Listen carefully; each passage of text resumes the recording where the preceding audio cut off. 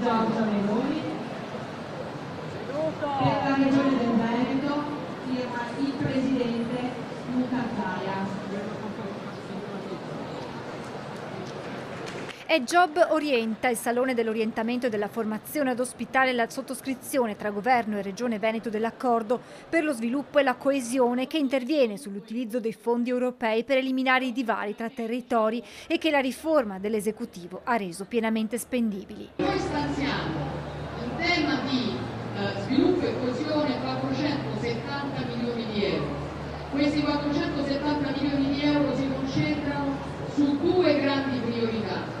Le due grandi priorità sono le infrastrutture, particolarmente viarie, la messa in sicurezza del territorio, quindi diciamo il tema ambientale, con particolare riferimento al tema della risorsa idrica. Ci sono circa 80 interventi che vengono finanziati. A questi si aggiungono ulteriori risorse che arrivano da altre voci di bilancio, che serviranno per il diritto allo studio, nello specifico per la residenza degli universitari, per interventi di riqualificazione urbana, degli impianti sportivi e delle strutture di riabilitazione. Per i Veneti significa 607 milioni e 600 mila euro, magari faremo arrotondare poi, e manca l'opportunità di fissare e mettere a terra un sacco di opere sul fronte ambientale, infrastrutturale, digitale, sociale, culturale, quindi direi veramente una bella operazione. La Premier Meloni si è poi intrattenuta tra i padiglioni del Salone salutando gli studenti presenti e ricevendo due omaggi dalle studentesse della Scuola della Pelle di Chiampo, uno per sua figlia Ginevra e uno per lei, una borsa tricolore a tracolla.